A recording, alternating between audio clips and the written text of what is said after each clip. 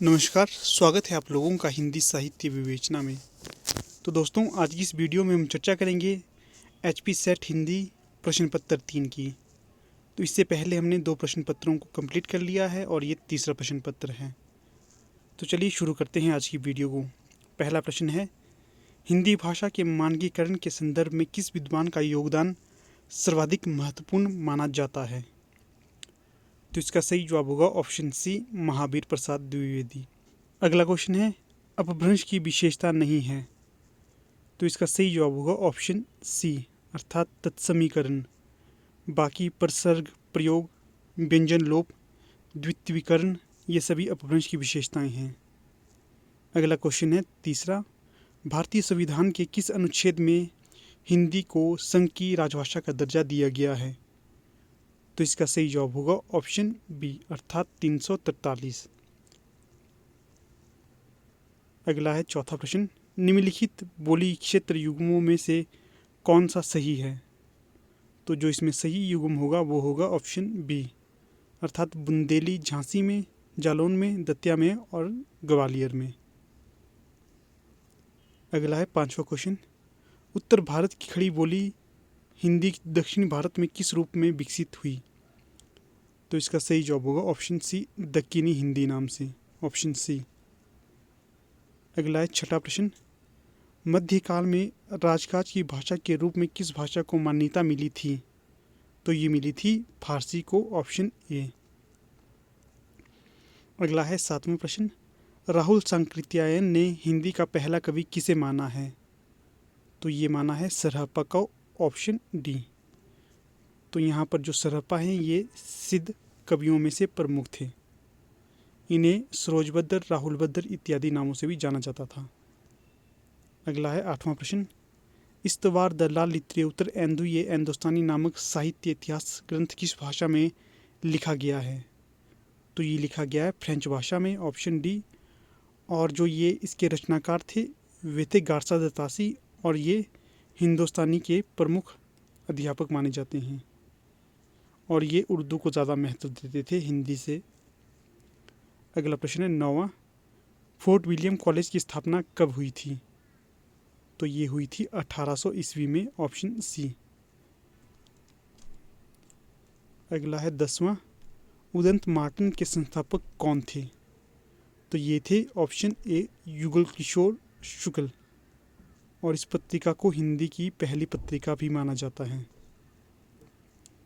अगला है 11वां प्रश्न, नागरी प्रचारणी सभा काशी के संस्थापकों में नहीं थे। तो यहाँ पर जो 3 संस्थापकों में शामिल थे पर एक नहीं था, बताना है कि वो एक कौन सा नहीं है। जो संस्थापकों में नहीं थे वो थे ऑप्शन ए, पंडित मदन मोहन मालवीय। बाकी जो थे वो थे श्याम सुंदर दास, रामनारायण मिश्र, शिव कुमार सिंह। अगला है साहित्य इतिहासकार नामकरण की दृष्टि से गलत विकल्प है। तो बताना है कौन सा गलत विकल्प है। तो जो यहाँ पर गलत विकल्प है वो है ऑप्शन डी, अर्थात हजारी प्रसाद द्विवेदी जी द्वारा आरंभिक काल नाम नहीं दिया गया है। और जो यहाँ पर सही नामकरण दिए गए इतिहासकार हैं वे है राहुल सांकृत्यायन के द्वारा सिद्ध सामंत काल नाम दिया गया है, ठीक है ये।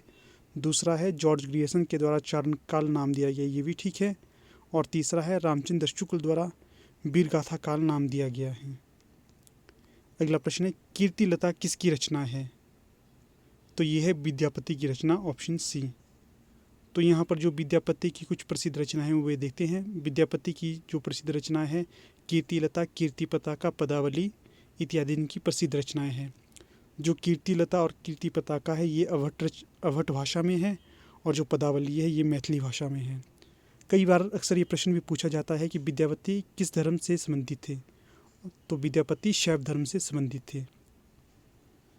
अगला है 14वां प्रश्न, पंडित दामोदर शर्मा की रचना है।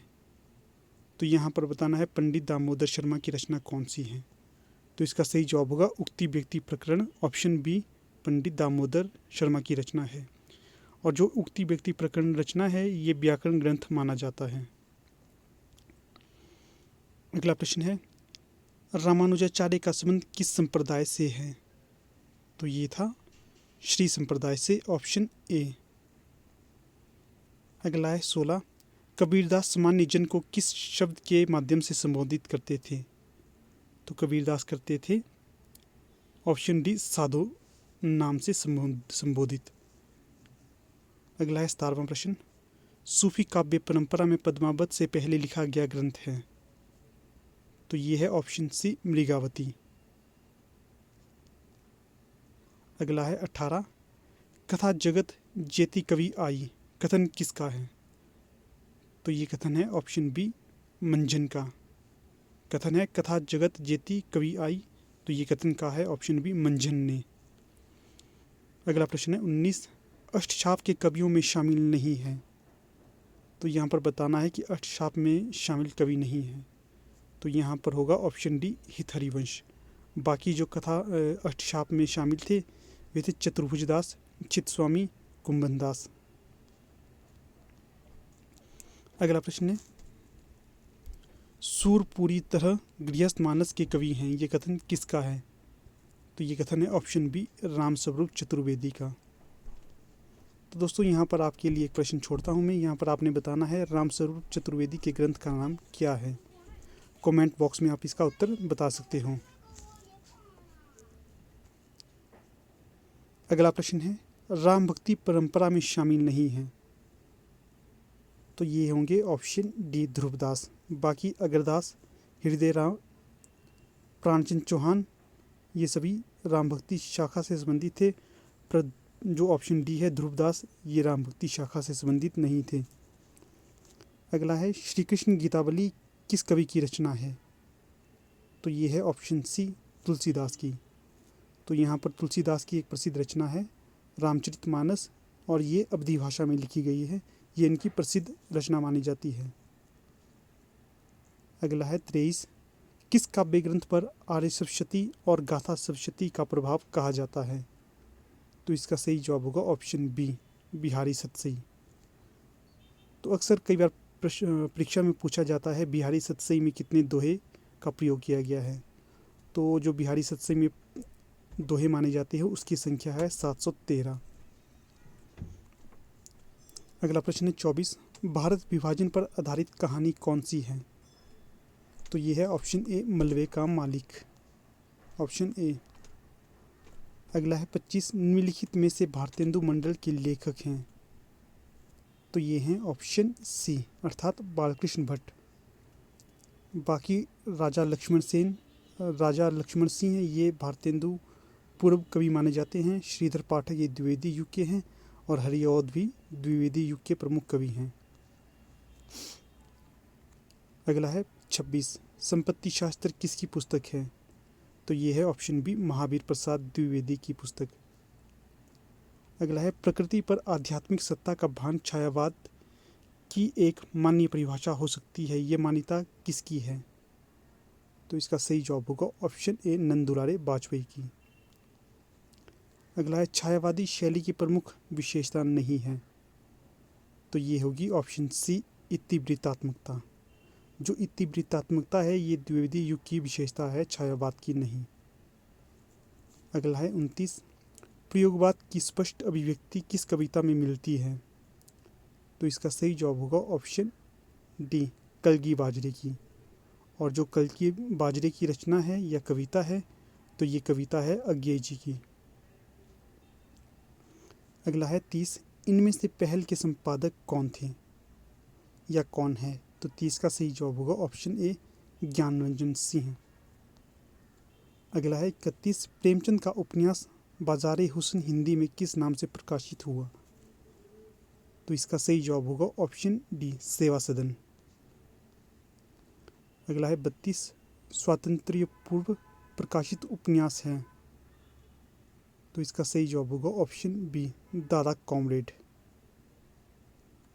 अगला है, नई कहानी की त्रयी में नहीं है? तो यहाँ पर बताना है कि जो नई कहानी में त्रयी नाम से शामिल लोग हैं या कवि हैं, तो उनमें कौन सा कवि शामिल नहीं है?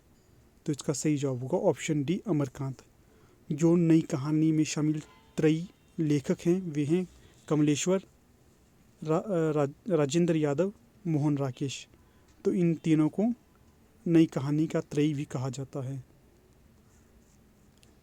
अगला है 34, राज व्यवस्था के बहाने ब्रिटिश सत्ता पर व्यंग्य किया गया है।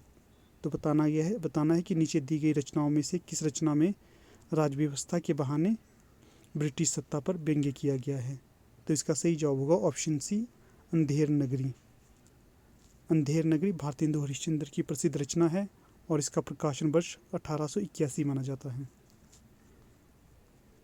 अगला है 35, निम्नलिखित में से एक एकांकी है। तो बताना है निम्न में से कौन सी एकांकी है। तो इसका सही जवाब होगा ऑप्शन डी, तांबे के कीड़े। अगला है 36, निम्नलिखित में से ललित निबंध है। तो यहाँ पर जो ललित निबंध है वो है ऑप्शन सी, आम फिर बोरा गए।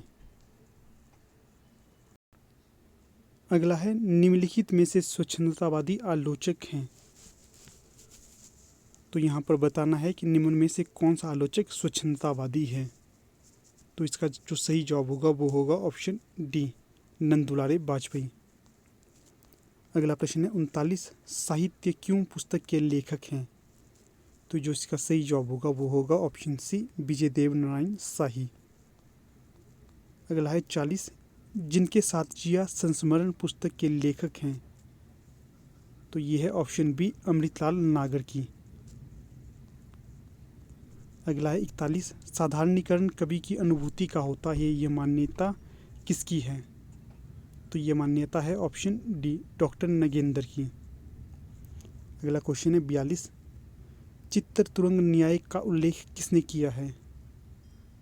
तो ये किया है ऑप्शन बी, श्री शंकुक के द्वारा। अगला है 43, भाव अथवा चित्तवृत्ति के विषय को काव्यशास्त्रीय शब्दावली में कहते हैं। तो ये कहते हैं विभाव, ऑप्शन ए। अगला है 44, काव्यशास्त्र ने अभिधा के लिए किसे आधार बनाया है। तो ये बनाया है व्याकरण शास्त्र को, ऑप्शन बी। अगला है 45, रूपक अलंकार है। तो रूपक अलंकार है ऑप्शन डी, अर्थात सादृश्य मूलक। अगला है 46, दंडी ने रीति का उल्लेख किस नाम से किया है। तो ये किया है मार्ग नाम से, ऑप्शन सी। अगला है 47, आचार्य रामचंद्र शुक्ल ने कल्पना को किस अन्य नाम से अभिहित किया है। तो ये किया है ऑप्शन डी, भावना नाम से। अगला है 48, संकेतक के बिना संकेतित के दर्शन अब तक नहीं हुए, उक्त कथन किस चिंतन प्राणी से संबंध है। तो ये है 48 का ऑप्शन ए, संरचनावाद। अगला है 49, निम्नलिखित में से उत्तर संरचनावादी नहीं है। तो यहाँ पर बताना है कि कौन से उत्तर संरचनावादी लेखक नहीं हैं। तो 49 का सही जवाब होगा ऑप्शन डी, टेरी इगल्टन। बाकी जॉक देरिदा, जूलिया क्रिस्तीवा, मिशेल फूको, ये सभी उत्तर संरचनावादी लेखक माने जाते हैं। अगला और अंतिम प्रश्न है 50, विसंगति सिद्धांत के प्रवर्तक हैं। तो ये हैं ऑप्शन सी, क्लिंथ ब्रुक्स। तो ठीक है, यहाँ पर दोस्तों हमारी वीडियो को समापन हो जाता है। जल्दी आपसे मुलाकात होगी एक नई वीडियो के साथ। तब तक के लिए धन्यवाद।